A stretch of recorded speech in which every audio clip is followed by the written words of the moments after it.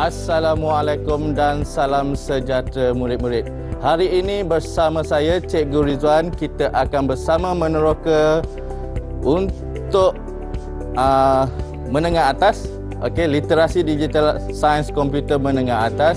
Untuk hari ini kita akan bersama-sama bagi topik pangkalan data, iaitu kita akan melihat kepada subtopik berkaitan dengan kunci hubungan dan juga kebergantungan. Untuk tahu lebih lanjut tentang topik tersebut, sama-sama kita teroka sebentar nanti.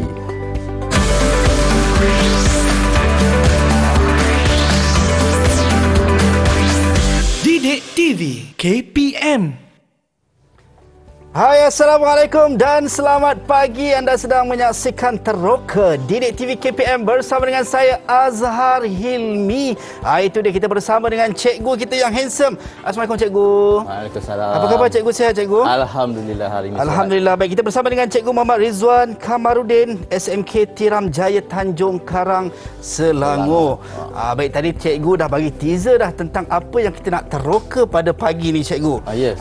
Tapi sebelum kita mula meneroka cikgu, kita mulakan langkah kita untuk meneroka pada pagi ni, kita nak kena sentiasa ingatkan kita belum lagi menang, yang mana kalau kita tengok semalam pun kes mencatatkan lebih 11,000 kes jangkitan COVID-19. So mainkan peranan kita sama-sama untuk memutuskan rantaian penularan wabak COVID-19 ini dengan menjaga SOP yang telah pun ditetapkan. Macam saya dengan cikgu, kami menjaga penjarakan fizikal sekurang-kurangnya 1 meter, kami pakai pelitup muka, dan juga cikgu tak ketinggalan dan tidak dilupakan kita ada gel pembasmi kuman untuk kita gunakan. Silakan cikgu.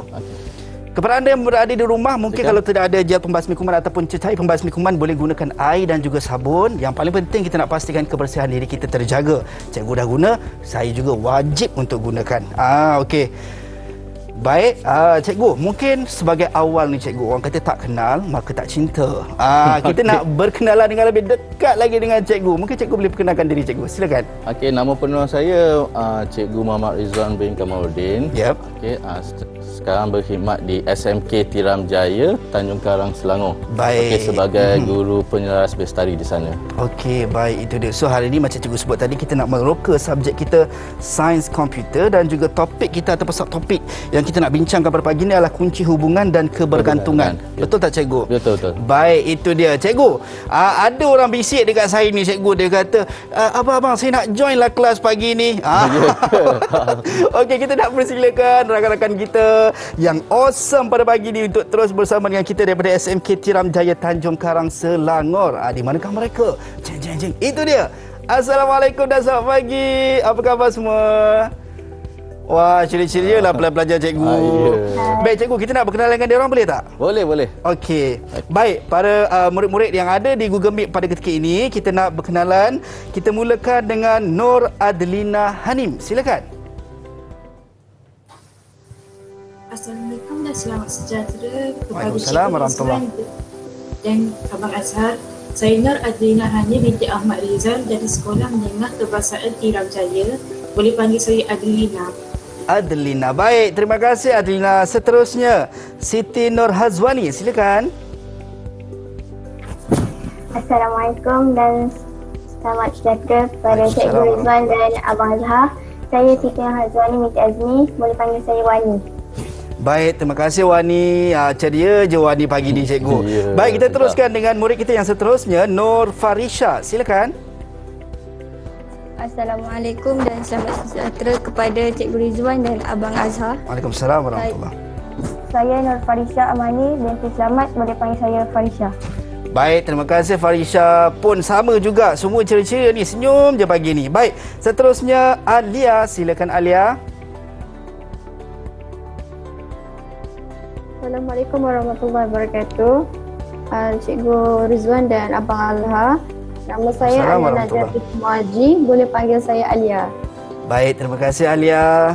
Seterusnya, rakan kita yang seterusnya, Nur Ain. Silakan Nur Ain. Assalamualaikum dan selamat pagi kepada Cikgu Rizwan dan juga Abang Azhar. Waalaikumsalam. Nama saya Nur Ain Nabilah binti Aziman. Boleh panggil saya Ain. Baik, terima kasih Ain. Dan yang terakhir kita ada Amira Safa. Silakan.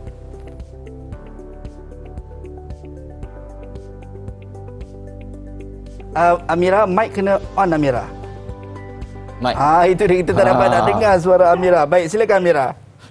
Assalamualaikum warahmatullahi wabarakatuh dan selamat sejahtera kepada Cikgu Rizwan dan Abang Azhar. Waalaikumsalam Saya adalah Safa binti Narjamani dari SMP Teranjaya, boleh panggil saya Safa. Panggil Safa. Baik, itu dia. Terima kasih Safa dan semua murid-murid yang ada di Google Meet pada ketika ini. Bukan sahaja mereka berenam saja cikgu, juga rakan-rakan kita yang berada di rumah yang sedang menonton pada ketika ini juga. Selamat datang kita ucapkan. Kita nak meneroka, kita nak mulakan penerokaan kita untuk subjek kita sains komputer pada pagi ini. Baik cikgu, sebagai awal lah cikgu, kita kata mukaddimah lah kan. Sebenarnya apa yang kita nak belajar dalam subjek kita sains komputer dan juga topik kita ni kunci hubungan dan kebergantungan ni cikgu. Silakan cikgu. Okey, ni bila untuk topik hari ini kita akan lebih fokus kepada kunci hubungan dan juga kebergantungan, iaitu kunci yang menjadi penting kepada sesebuah pangkalan data. Baik. Okey, jadi sebelum saya nak menyentuh tentang kunci hubungan dan juga kebergantungan ni, baik. Boleh jika saya perkenalkan balik, mungkin ada sebahagian daripada murid-murid yang tak faham lagi apa itu pangkalan data. Baik, silakan cikgu. Pangkalan data ni adalah bila kita kata pangkalan, selalu kita dengar pangkalan udara. Betul. Okey, pangkalan tentera. Okey. Jadi bila kita kata pangkalan ni adalah tempat pusatnya terkumpulnya sesuatu. Ya. Bila kita kata pangkalan data ni tempat di mana data-data itu terkumpul. Okey. Okey, jadi bila kita sebut pangkalan data ni, ia akan melibatkan data-data yang terkumpul secara online terutamanya, secara atas talian. Baik. Okay? Jadi banyaklah sekarang ni kita menggunakan pangkalan data dalam sistem-sistem.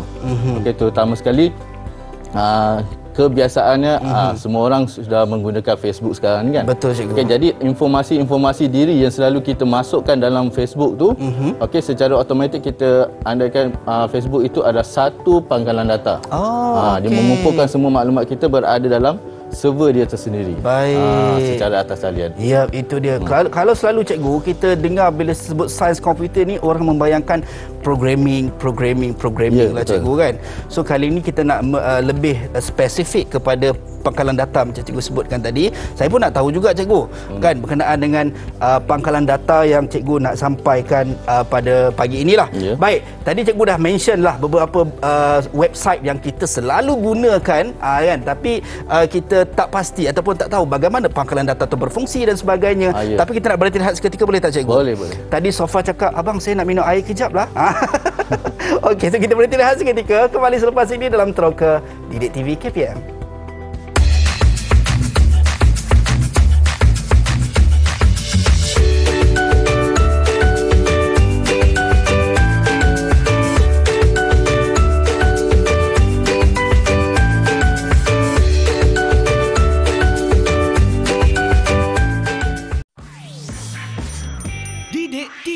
KPM. Tahukah anda?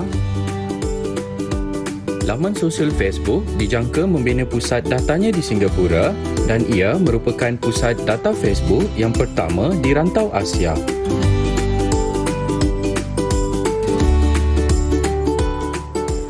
Baik, kembali dalam Teroka Didik TV KPM bersama dengan saya Azhar Helmi dan juga cikgu yang handsome kita pada pagi ini, itu Cikgu Ridwan. Okey. Baik cikgu, tadi cikgu dah terangkan sedikit berkenaan dengan pangkalan data. Mungkin kita pernah dengar berkenaan dengan data, pangkalan data dan juga maklumat. Mungkin cikgu boleh terangkan sebelum kita pergi dengan lebih jauh dan lebih dalam lagi, apa perbezaan antara keduanya cikgu? Okey, apa perbezaan kedua tu? Okey, sebelum tu saya nak tunjukkan pada silakan cikgu. Okey, iaitu tentang pengurusan data, perubahan pengurusan data daripada dulu sampai sekarang. Baik. Okey, dulu punya konsep kita tak ada guna komputer. Macam mana data tu dikumpul? Okey, kita menggunakan sistem atas kertas. Kita menulis semua maklumat kita atas tu. Lepas tu maklumat tu akan disimpan dalam fail dan fail tu disimpan dalam kabinet. Okey, tapi perubahan perubahan pengurusan data ni makin berkembang. Okey, kemudian kita beralih kepada sistem pemprosesan fail. Okey, waktu sistem pemprosesan fail ni kita masih lagi kita menggunakan komputer. Tetapi kita tak boleh kita andaikan kita tak ada berhubung dalam atas talian. Okey. Sistem yang disimpan secara offline di dalam komputer. Jadi maklumat-maklumat semua disimpan dalam komputer. Okey, kemudian sekarang ini barulah kita lebih dekat dengan talian internet.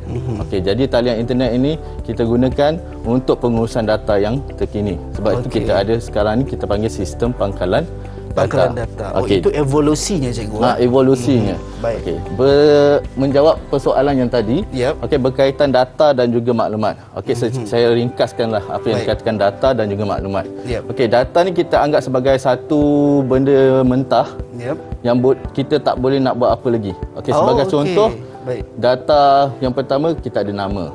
Data yang kedua kita ada umur. Data yang ketiga kita ada maklumat. Okey. Dan kita ada data-data yang lain lah. Okey. Cuma data-data itu kita tak boleh nak gunakan dia sebagai satu maklumat yang berguna lagi. Okey. Itu dipanggil data cikgu. Dia masih lagi sebagai data. Butiran-butiran tu kita panggil sebagai data. Istilah dia macam kita kata raw lagi lah. Raw lagi. Masih raw lagi. Okey, kemudian bila kita dah kumpulkan sesuatu data itu untuk dikhususkan kepada sesuatu perkara, barulah kita panggil dia sebagai maklumat. Contoh, maklumat peribadi kita, maklumat mungkin itu adalah maklumat seorang pekerja, mungkin maklumat perbankan. Jadi itu barulah kita katakan sebagai maklumat.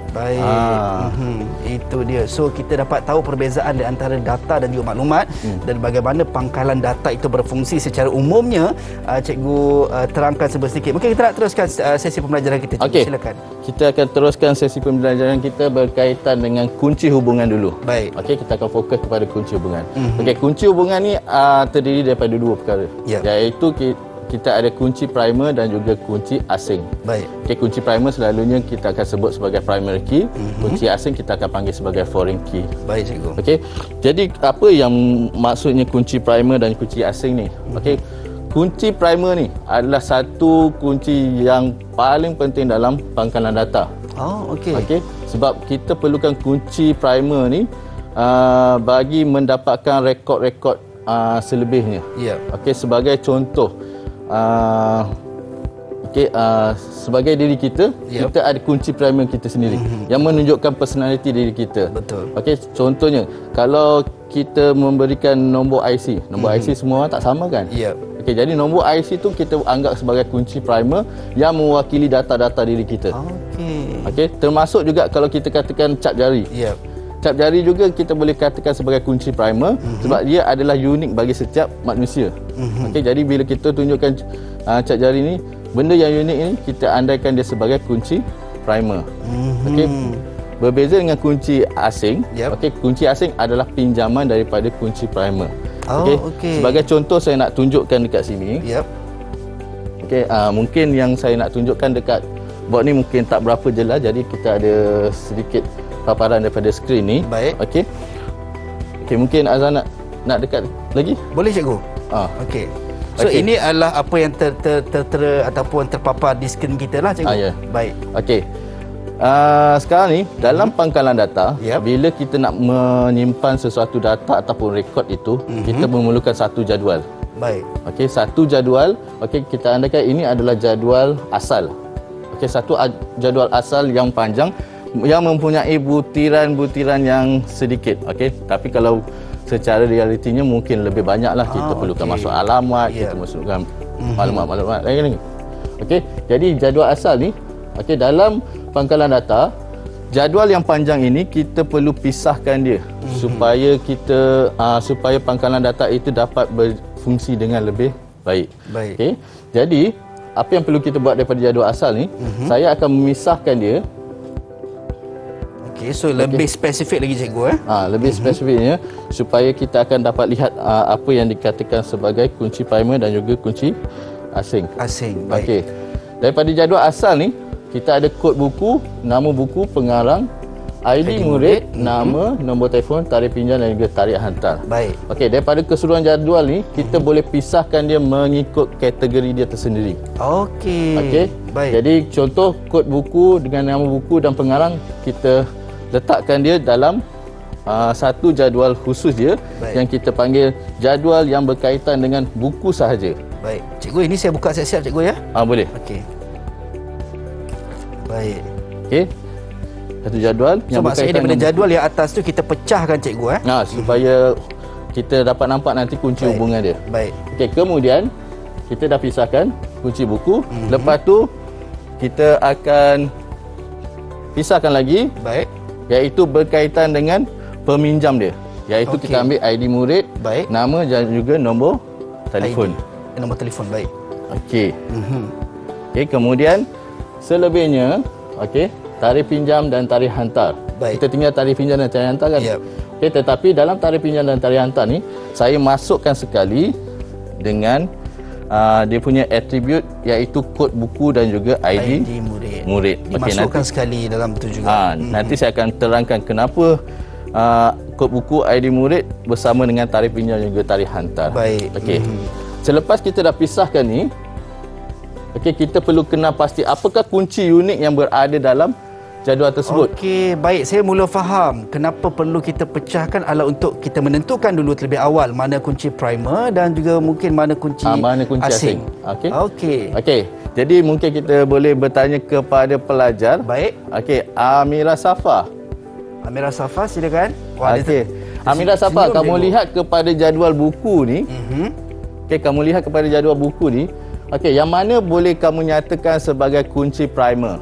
Baik. Silakan. Buku. Kod buku. Okey, betul. Okey, sebab apa? Allahu Akbar.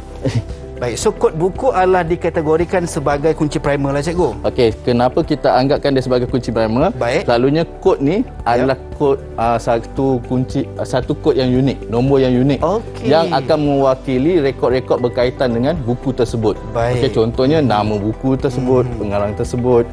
Okey. Okey, seterusnya mungkin kita boleh minta siapa ada? Ain Nabila. Ain Nabila. Tadi terima kasih Amira Safa. Semua pelajar cikgu bila cikgu panggil dia dah senyum, maksudnya semua dah bersedia lah cikgu. Wah. Okey, Ain Nabila. Ain Nabila, silakan. Okey, berikan saya nyatakan kunci primer bagi jadual peminjam yang ada ni. Okey, kat sini kita ada atribut ID murid, nama dan juga nombor telefon. Yang mana boleh kita letakkan sebagai kunci primer? ID murid. Okey, ID murid. Okey. Betul cikgu Betul. Tahniah Ain Nabila. Okey, ID murid. Jadi ID murid ni telah ditunjukkan mempunyai satu nombor yang unik yang akan mewakili tentang peminjam tersebut. Okey, baik. Okey, seterusnya Okay. Untuk kotak yang ketiga dia cikgu jadual yang ketiga. Pinjaman.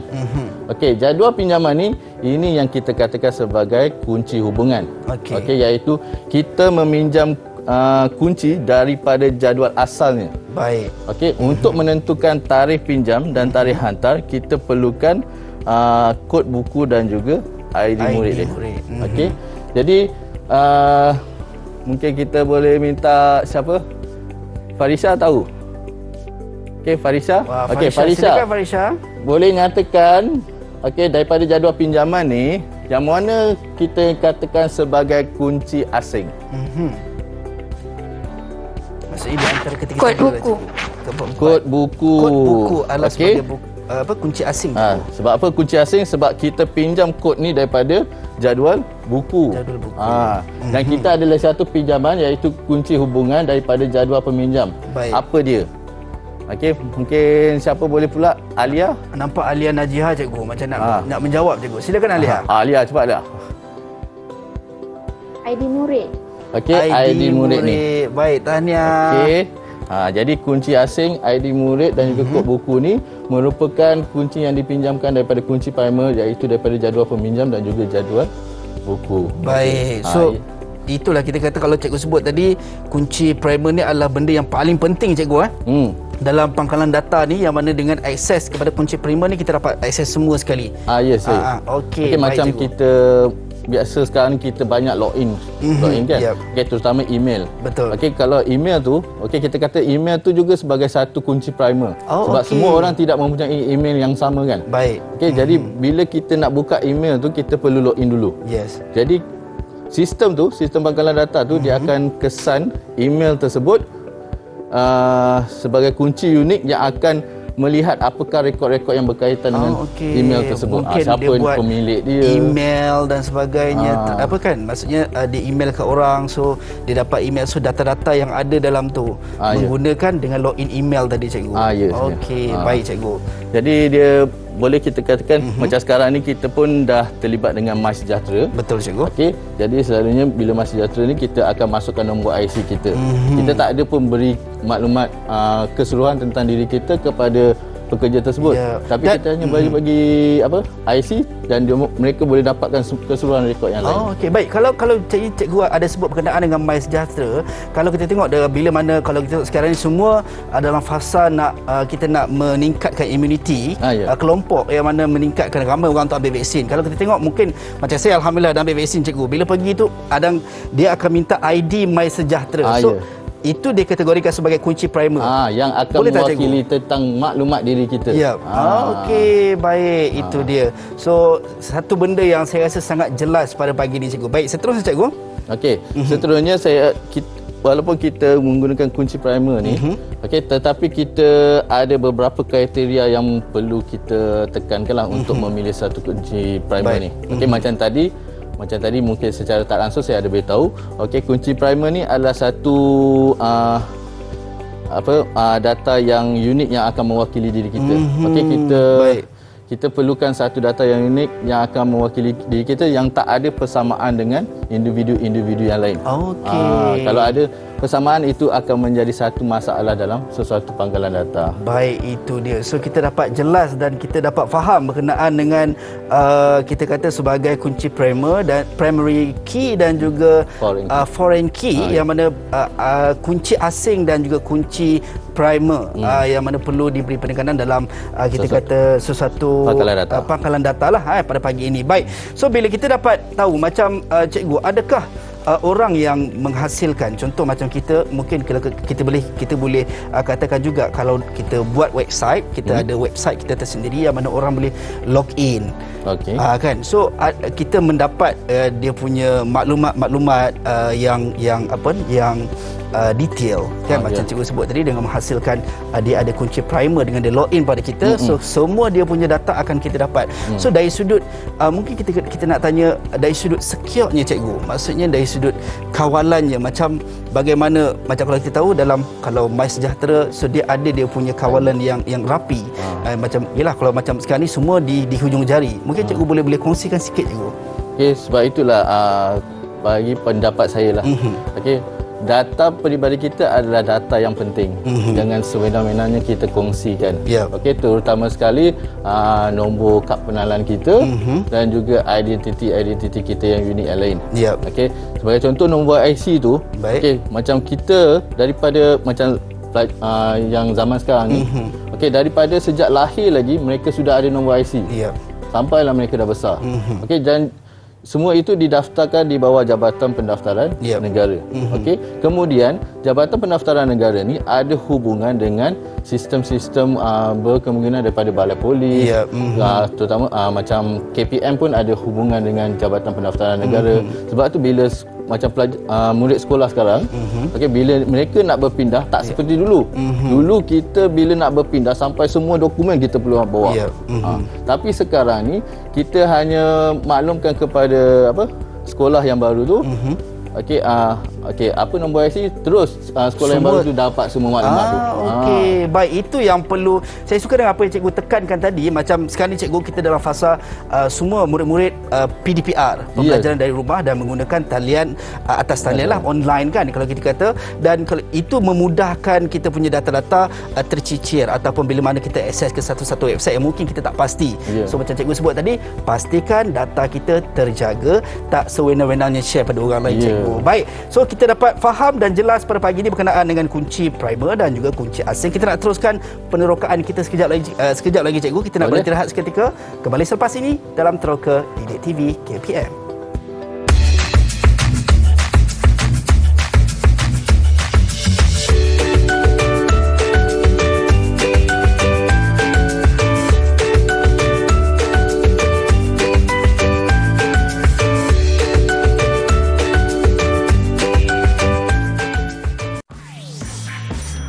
Didik TV KPM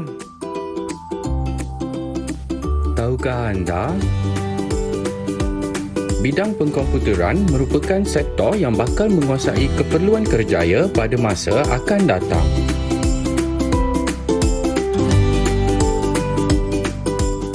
Baik, kembali dalam Teroka Didik TV KPM bersama dengan saya Azhar Helmi dan juga Cikgu Ridwan serta murid-murid daripada SMK Tiram Jaya Tanjung Karang, Selangor yang ceria, happy je pagi ni kan. Alhamdulillah. Saya yakin yang daripada ada di rumah juga sama juga kan, semua tengah ceria, semua tengah happy kan. Moga terus bahagia sentiasa. Baik Cikgu, tadi kita dah tahu berkenaan dengan dalam sains komputer untuk topik kunci hubungan dan kebergantungan. Kita tahu berkenaan dengan kunci primer dan juga kunci asing. Tadi cikgu ada sebut dalam pangkalan data.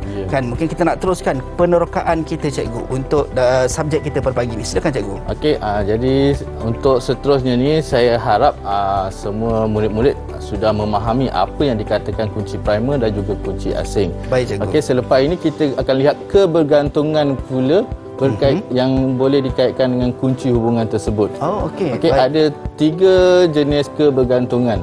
Okey, iaitu kita ada kebergantungan fungsi sepenuh. Baik. Okey, kebergantungan fungsi separa dan kebergantungan fungsi transitif. Okey, maksud kat sini adalah bagaimana rekod-rekod ni bergantung, adakah kita boleh bergantung kepada kunci primer itu sepenuhnya ataupun adakah cara-cara lain. Oh, okey. Sebab sebahagian data mungkin sebagai contohlah, kita nak login, selalunya kita akan masukkan username dengan password. Okey, jadi dekat situ kita ada 2 kebergantungan kat situ. Oh, okey. Kita tak boleh masuk username saja. Betul. Sebab nanti data-data tu dia mungkin maksud dia adalah dia tidak bergantung kepada satu saja. Maksudnya kalau macam cikgu sebut tadi ID dan juga password, adakah username dan juga password, adakah kedua-dua itu dia membawa maksud kebergantungan yang berbeza daripada ketiga cikgu sebut tadi, penuh, separa dan juga transitif, ataupun dia termasuk dalam satu kebergantungan? Okey, dia ada 3 bentuk kebergantungan lah. Okey, jadi saya akan terangkan kat sini. Baik. Iaitu tadi saya ada sebut kebergantungan fungsi sepenuh, fungsi separa dan fungsi transitif. Okey, jadi saya nak minta kepada murid-murid saya lah untuk menjelaskan, mendefinisikan apa yang dikatakan sebagai kebergantungan fungsi sepenuh, separa dan juga transitif. Baik. Okey, mungkin saya boleh minta Adlina. Okey, Adlina. Okey, cuba bacakan tentang kebergantungan fungsi sepenuh. Apa yang dikatakan fungsi sepenuh? Berlaku apabila atribut bergantung sepenuhnya kepada kesemua atribut kunci dalam jadual. Okey, yang dia sebut tadi adalah dia bergantung sepenuhnya kepada kesemua atribut kunci. Okey, kalau katalah dalam satu jadual tu ada 2 kunci yang perlu, yang wajib dipatuhi untuk mendapatkan rekod-rekod dia. Itu maknanya kita perlukan 2 ataupun lebih kunci untuk mendapatkan rekod-rekod dia yang lain. Baik. So maksudnya adakah username dan juga password dikategorikan sebagai kebergantungan fungsi sepenuh cikgu? Boleh juga. Okey, sebab bila nak masuk dia baru dapat akses ke semua sekali cikgu. Maknanya baru saya teringat sekarang ni, iaitu berkaitan macam sekarang ni penggunaan WhatsApp dan juga Telegram tu. Okey, kadang-kadang kita ada double verification. Betul. Itu kira boleh dikatakan sebagai 2 kunci yang perlu kita masukkan untuk menggunakan rekod-rekod yang lain. Rekod tersebut. Baik, itu dia. Okey, seterusnya. Okey, saya nak tunjuk kat sini apa yang dikatakan sebagai kebergantungan fungsi sepenuh dulu. Okey, kebergantungan fungsi sepenuh dekat sini adalah sebagai contoh yang jadual pinjam tadi. Okey, di mana tarikh pinjam, untuk mendapatkan tarikh pinjam sesuatu itu, dia bergantung kepada kod buku dan ID murid. Wajib ada kedua-dua kod itu, baru kita dapat tahu tarikh pinjam. Tarikh pinjam dan juga tarikh hantar tu. Jadi kita tak boleh bergantung kepada satu saja. Kalau kita nak bergantung kepada satu, kita panggil sebagai kebergantungan fungsi sepenuh. Kebergantungan fungsi separa. Okey. So kalau kedua-duanya sekali tadi kebergantungan fungsi sepenuh. Baik. Seterusnya adalah kebergantungan fungsi separa. Baik. Okey. Jadi mungkin kita boleh minta juga tolong Hazwani, okey, boleh jelaskan apa yang dikatakan sebagai kebergantungan fungsi separa? Baik. Silakan Hazwani. Berlaku apabila atribut bergantung kepada salah satu daripada atribut kunci dalam jadual. Okey, maknanya dia bergantung kepada satu saja ataupun salah satu. Baik. Okey, jadi sebagai contoh yang biasalah macam tadi, okey, rekod diri kita bergantung kepada nombor IC kita. Hanya satu kunci saja. Baik. Okey, macam jadual buku ni, okey, rekod tentang nama buku dan juga pengarang bergantung kepada kod buku sahaja. Okey. Jadual peminjam ni nama dan juga nombor telefon ni hanya bergantung kepada ID murid saja. Satu saja. Okey. Sebagai contoh cikgu, kalau macam sekarang ni kita ramai yang work from home dan study daripada rumah PDPR. Kalau kita tengok ada satu sistem yang nama laman web untuk menonton movie. Kan kalau kita ada dalam laman web movie tu mungkin boleh kita buat 2-3 account. Setiap satu account tu kita boleh lock. Maksudnya masukkan nombor kan. So dia satu nombor. Adakah itu dikategorikan sebagai sepenuh ataupun separa cikgu? Maksudnya untuk akses buka kepada akaun tersebut. Lagi mana dia hanya merujuk kepada satu kunci unik saja, kita boleh katakan sebagai kunci separa saja. Okey. So kalau dua saling memerlukan kedua-duanya, maka itu secara automatik sepenuh. Baik. Okey, sama ada dua ataupun lebih lah. Baik. Kalau nak lebih secure mungkin dia sampai 3 kunci. Okey. Okey. Baik. Okey, kemudian yang ketiga kita ada kebergantungan fungsi transitif. Okey, boleh diceritakan Alia Najiha? Apa yang dikatakan kebergantungan fungsi transitif? Kebergantungan fungsi transitif berlaku apabila atribut bergantung kepada atribut biasa lain yang bukan kunci primer dalam jadual. Okey. Baik. Situasi ni pula dia tak bergantung kepada kunci. Okey. Tetapi kita boleh jadikan apa-apa atribut yang biasa yang lain sebagai kunci diri kita. Baik. Okey, sebagai contoh dalam jadual ni saya ambil ni jadual peminjam ni. Okey. Tadi ID murid adalah kunci primer. Betul. Okey, selain kita gunakan ID murid ni, kita boleh gunakan atribut yang biasa seperti nombor telefon. Okey. Kenapa? Untuk mungkin daripada nombor telefon kita boleh dapat akses kepada yang lain juga cikgu. Okey, sebab nombor telefon setiap orang adalah ada nombor telefon dia yang tersendiri. Jadi nombor telefon tu tadi kita tak nyatakan dia sebagai kunci primer. Jadi dia adalah atribut biasa. Jadi maksud transitif tadi adalah atribut biasa bergantung kepada atribut biasa selagi mana ia boleh mewakili rekod tentang diri kita. Okey, so maksudnya bila kita dah akses data, so kalau kita just masukkan nombor telefon, dia boleh kita dapatkan nama penuh dia cikgu. Macam tu. Macam kita kalau ada masalah telefon semua, selalunya kita buat aduan dalam telefon. Betul. Okey, kemudian mungkin bahagian khidmat masyarakat khidmat pelanggan tu. Khidmat pelanggan dia cikgu. Okey, khidmat pelanggan tu dia mungkin hanya perlu minta saja nombor telefon dia. Baik. Lepas tu dia akan dapat keseluruhan data-data dia. Tak perlu mungkin minta nombor IC ke. Jadi nombor telefon ni adalah salah satu atribut biasa yang boleh digunakan sebagai kunci unik mewakili rekod-rekod tentang diri kita. Okey, baik, itu dia. So kita dapat tahu berkenaan dengan kita panggil sebagai kunci primer dan juga kunci asing tadi, dan juga yang paling penting tadi kita dapat tahu berkenaan dengan kebergantungan tadi ada 3, sepenuh, separa dan juga transitif. Mungkin cikgu boleh kongsikan juga bagaimana sebenarnya jaminan kualiti sesuatu data dapat kita terapkan dalam sesebuah pangkalan data cikgu. Okey. Bila kita nak membina satu pangkalan data, kita mesti percaya tentang pangkalan tersebut, sistem tersebut. Okey. Sekarang ni kita banyak menjalani proses online yang perlu memasukkan butiran diri kita secara online. Terutama pendaftaran MySejahtera baru-baru ni kan. Okey. Jadi bila seseorang pembangun pangkalan data ni, sistem pangkalan data ni, antara kriteria-kriteria yang perlu dipenuhi untuk membina pangkalan data tersebut ada 3 juga. Baik. Okey, iaitu integriti data, ketekalan data dan juga kelewahan data. Boleh rujuk kat sana pun ada. Okey, apa yang dikatakan integriti data, ketekalan data dan juga kelewahan data. Okey, kat sini saya ada sedikit contoh. Baik. Apa yang dikatakan sebagai integriti data, ketekalan data dan kelewahan data. Baik. Okey, pertama kita tengok macam mana pengurusan yang tiada integriti data. Baik. Okey, sebagai contoh yang ni, okey, ini saya dapatkan daripada buku teks. Jadi murid-murid boleh tengok buku teks saya 4. Baik. Okey. Okey, bila kita kata integriti data ni adalah sebagai contoh dekat sini ada 2 nombor pendaftaran. Baik. Okey, kita andaikan dia sebagai kunci primer.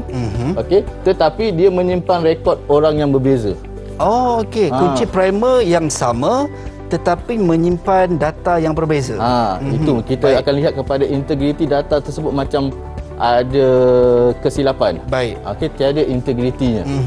Ini yang kita katakan sebagai contoh tiada integriti data. Okey. Seterusnya kita akan lihat kepada ketekalan data. Baik. Apa pula yang dikatakan tiada ketekalan data ni? Okey, ketekalan data ni dia tak sama macam integriti tadi. Baik. Okey, ketekalan data ni contohnya kita ada banyak maklumat yang disimpan. Okey, contohnya kalau dalam sistem aplikasi pangkalan data murid dekat sekolah, baik. Okey, kita ada sistem yang berkaitan dengan maklumat murid, ada sistem berkaitan dengan bantuan yang diterima. Ya. Lepas itu ada buku teks. Okey, sebagai contoh, ketekalan data ni adalah seandainya contoh kita tukar alamat, Baik. alamat pelajar tersebut.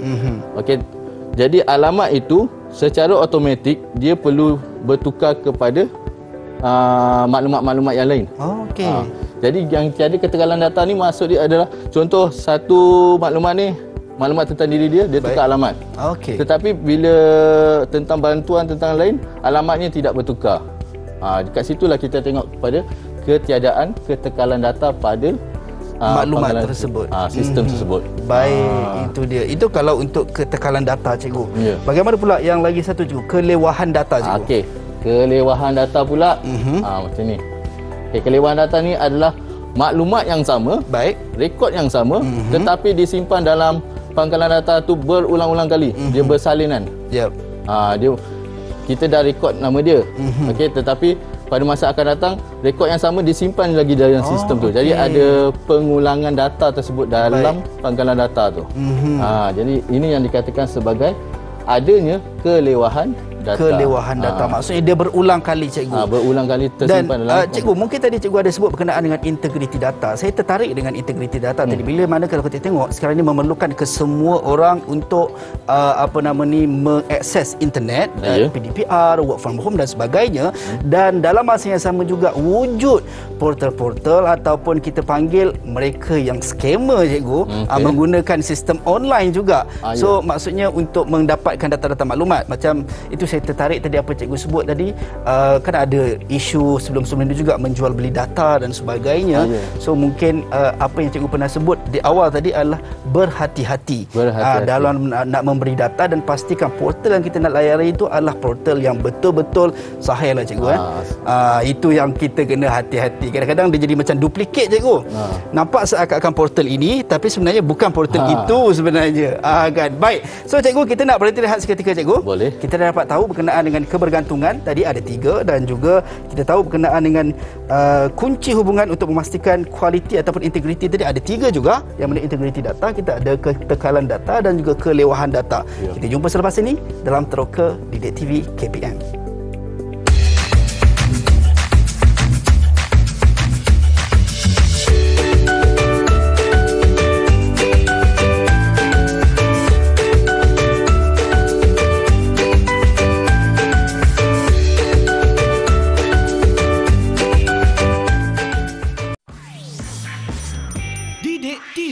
KPM.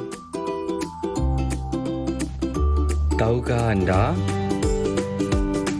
Selfitis merupakan istilah penyakit bagi individu yang kerap bersuah foto diri sendiri, kemudian memuat naik ke dalam aplikasi media sosial.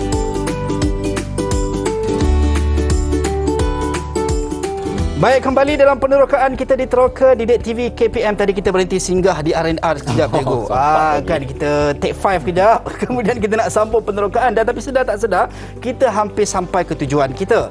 Tapi tadi kita dah tahu berkenaan dengan kunci primer, kunci foreign, kunci asing. Kemudian cikgu ada sebut berkenaan dengan kebergantungan tadi. Perlu diingat 3 benda penting tadi, yang mana fungsi sepenuh dan juga fungsi separa dan juga kita kata fungsi transitif. Dan juga integriti tadi ada integriti data, kemudian ketekalan data dan juga kelewahan data. Ini semua indikator-indikator penting yang perlu kita beri perhatian dalam subjek kita sains komputer dan juga topik kita kunci hubungan dan juga kebergantungan. Mungkin cikgu, kita nak teruskan sedikit sebelum kita sampai ke tujuan kita dalam penerokaan kita pada pagi ini. Mungkin cikgu boleh kongsikan macam tadi kita ada sebut berkenaan dengan keciciran data. mungkin orang terlepas pandang dalam memberi data secara sengaja ataupun tidak sengaja sehingga menyebabkan orang lain mengambil peluang di atas kecuaian ataupun keciciran kita. Mungkin cikgu boleh kita sebutkan sedikit berkenaan perkara ni, cikgu. Okey. Sebab itulah saya dalam secara tak langsung dalam topik yang kita bincangkan ni, data kita adalah satu data yang penting. Terutama sekali adalah data primer kita ataupun data kunci unit yang mewakili semua maklumat-maklumat tentang diri kita. Baik. Okey, dengan keadaan sekarang ni, okey, pelbagai isu yang muncul, okey, dengan keadaan PKP, dahlah orang PKP, lepas keluar pula isu, okey, isu scam lah macam-macam. Okey, sebenarnya kalau kita mungkin kita akan tertanya dari mana mereka dapat maklumat kita. Tetapi adakah kita lihat kepada diri kita, adakah maklumat yang kita selalu sebarkan tu, adakah kita dapat kenal pasti maklumat tu tak akan digunakan pakai oleh orang lain. Sebagai contoh, kadang-kadang sekarang ni kalau kita buat apa-apa pendaftaran secara atas talian, okay, selalunya selepas kita masukkan butir-butir tu akan keluar satu prasyarat ataupun satu term, okay, yang akan menyatakan sama ada data ini akan dikongsikan dengan pihak ketiga ataupun maklumat tu tidak dikongsi dengan pihak yang ketiga. Jadi dalam kita ni, kita tahu apa kunci atau apa data unik tentang diri kita tu berhati-hati untuk dikongsikan dengan orang lain. Baik, itu dia, supaya kita takut terlepas pandang macam cikgu sebut tadi lah. Mungkin kalau kita tengok sekarang dalam fasa kita ada tempat PKP dan juga ada tempat PKPD, ada yang juga tempat dah masuk fasa kedua dalam pemulihan negara, yang mana kita tengok banyak kita menggunakan order barang secara online, ya cikgu kan. Banyak portal lah kan sekarang ini, dan kalau kita tengok, saya perhatikan termasuk diri saya sendiri, kadang kita tercuai ataupun tercicir berkenaan dengan data-data yang kita berikan ketika kita membuat tempahan, dan bila barang sampai plastik itu ada data-data kita, nombor telefon, nama penuh, alamat dan sebagainya, kemudian kita buang macam tu, cikgu. Kan? Mungkin itu antara salah satu faktor, cikgu. Yalah, salah satu faktor di mana walaupun berkemungkinan dekat label pos tu tak ada nombor IC kita, tetapi ingatlah dekat label tu ada satu atribut unik yang mewakili diri kita, iaitu nombor telefon. Itu mungkin kita kata termasuk dalam kebergantungan fungsi transitif, cikgu. Yang mana dia boleh menghubungkan kepada yang lain-lain. Walaupun dia tak dapat maklumat, dia tak dapat kunci primernya, tetapi dia boleh dapat maklumat daripada kunci daripada atribut biasa yang lain. Itulah kalau kita tengok kadang-kadang banyak di laman Sesawang juga banyak menunjukkan dengan mendapatkan nombor telefon, dia orang boleh mendapatkan kunci primer sebagai contoh dengan membuat panggilan. Kan mungkin menyamar sebagai orang A, orang B, orang C untuk mendapatkan kunci primer sehingga kan menyebab kita kerugian. Itu dia. Baik. Mungkin kita nak tanya rakan-rakan ataupun murid-murid di Google Meet, macam mana, semua okey ke, ataupun mungkin ada soalan yang nak diajukan kepada cikgu? Wah, semua ceria dah, cikgu. Mungkin kita boleh tanya tu. Silakan, cikgu. Sebab murid-murid cikgu daripada tadi senyum je kan. Saya rasa macam sedar tak sedar macam banyak kita bercakap. Baik, cikgu. Mungkin cikgu ada soalan, silakan. Mungkinlah kita boleh mintalah pandangan ataupun jawapan daripada murid-murid yang ada ni. Mungkin Amira Safa, kamu boleh katakan apakah kepentingan sesuatu integriti data itu kepada pangkalan data? Kepentingan dia. Baik, silakan Amira Safa. Untuk memastikan data tidak berubah, memastikan data dalam pangkalan data boleh dipercayai, mengelakkan data boleh. Okey, itu betul, cikgu lah. Antara dia sebut banyak, saya minta satu. Ini antara contoh-contoh pelajar cemerlang, cikgu. Amin kan, kita doakan insya-Allah. Mereka pun tahun ni tahun depan SPM. Dah tangguh kepada tahun depan. Persediaan awal, cikgu. Baik, tahniah kita ucapkan Amira Safa. Mungkin cikgu nak ulas sikit, cikgu, berkenaan dengan jawapan yang diberikan oleh Amira Safa. Okey, betul lah yang dikatakan tadi. Jadi kita nak mengelakkan data ini berulang. Okey. Jangan lihat kepada kebetulan ini kita ada pengulangan pada rekod dia.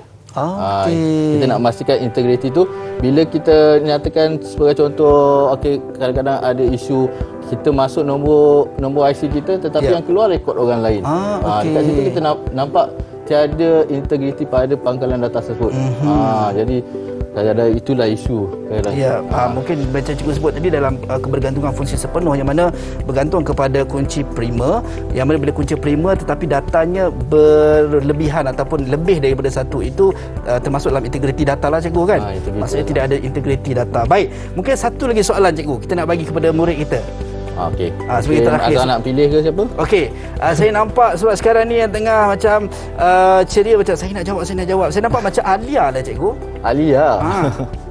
Okey. Alia. Okey, mungkin kamu boleh beritahu pula apakah kepentingan yang boleh kamu katakan bagi kelewahan data? Baik. Boleh cikgu? Okey, kepentingan untuk kita mengelakkan kelewahan data. Kelewahan data. Kelewahan data.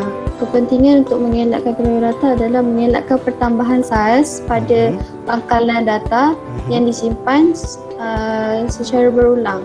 Okey. Itu tepat sikit. Okey, di mana untuk kelewahan data ni berpunca daripada pengulangan rekod yang sama dalam satu sistem tu. Baik. Jadi kalau rekod yang sama disimpan dalam sesuatu komputer tu, dia akan melibatkan storan komputer. Jadi bila melibatkan storan komputer, kalau kita ulang benda yang sama dalam sistem tu, makin lama storan itu akan makin penuh. Baik. Jadi kita cuba elakkan dalam satu pangkalan data itu mengulangi rekod yang sama disimpan dalam sesuatu sistem pangkalan data. Baik, ini mungkin yang perlu memberi perhatian lebih adalah mereka yang mencipta ataupun menghasilkan tempat pemprosesan data itu tersebutlah cikgu kan. Sebab kalau kita tengok ada juga setengah laman web yang mana bila kita nak masukkan untuk kali yang kedua, dia akan cakap rekod ni sudah ada. Sudah ada. Kan maksudnya lebih selamat. Jadi, dan dia tak redundant lah kan, tidak berulang. Kita tak adalah kes kelewahan data dalam tu. Baik, itu dia. Mungkin cikgu sebab saya dengar macam ada juga yang bercakap cikgu, saya pun nak juga dia nak tambah lagi satu. Nak tambah lagi. Kata macam dua je mana acik. Okey, kali ni kita buka volunteer lah cikgu. Sebab tadi kita pilih dia kata macam tak adil lah, saya pun nak jawab. Mereka mungkin nak kita bagi. Okey, baik, volunteer. Siapa yang nak jawab? Okey, tentang kepentingan ketekalan data pula. Okey, ketekalan data. Tadi kita dah tahu berkenaan dengan kelewahan data, integriti data dan ini ketekalan data. Siapa yang nak cuba menjawab? Silakan. Angkat tangan. Itu dia. Berebut cikgu kan saya cakap cikgu. Betul lah. Berebut cikgu. Okey, ini macam mana nak buat keputusan ni susah dia cikgu. Tapi tadi saya nampak Hazwani yang lebih laju, kita bagi Hazwani dululah. Okey. Baik, silakan. Memastikan tiada keraguan timbul seandainya data yang sama berulang di beberapa lokasi simpanan. Beberapa lokasi simpanan yang berbeza. Jadi kita percaya dalam satu pangkalan data tu bila kita ubah satu, yang ada hubungan dengan pangkalan data tu pun berubah sama. Macam saya kata tadi sebelum ni, Jabatan Pendaftaran Negara menyimpan rekod kita. Kalau kita ada perubahan alamat, kita pergi tukar IC, pastikan rekod-rekod yang lain yang ada hubungan dengan Jabatan Pendaftaran Negara, contohnya aplikasi pangkalan daftar pemudik daripada KPM tu, pastikan maklumat dia pun bertukar secara automatik. Baik, so itu juga pentingnya ketekalan data tadi cikgu. Kita perlu tahu supaya kita alert dan tidak lebih kita fahamlah kan bila kita nak mengakses sesuatu perkara. Baik, terima kasih kita ucapkan kepada Hazwani. Dan cikgu, sedar tak sedar kita dah sampai ke tujuan kita cikgu dalam penerokaan kita pada pagi ini. Sedar tak sedar, itu dia. Dan mungkin cikgu boleh memberikan sedikit rumusan berkenaan dengan subjek dan juga topik yang kita bincangkan pada pagi ini cikgu. Silakan. Untuk topik hari ini saya lebih fokuskan kepada kunci hubungan dan juga bagaimana kebergantungan kunci hubungan tu dalam sesuatu rekod. Pentingnya kunci hubungan ni adalah untuk menghubungkan, macam tadi kita dah pecahkan beberapa jadual tadi. Supaya data itu bila dah dipecahkan dapat dicapai dan data itu adalah tepat. Baik.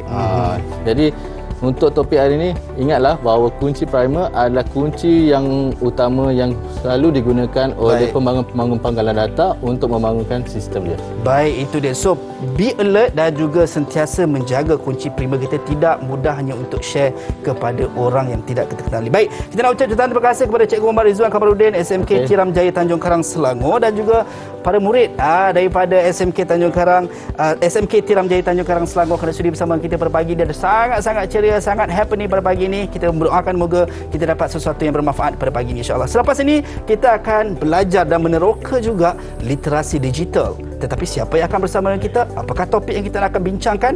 Tunggu sekejap sahaja lagi. Sampai berjumpa lagi. Assalamualaikum dan salam sejahtera. Bye-bye.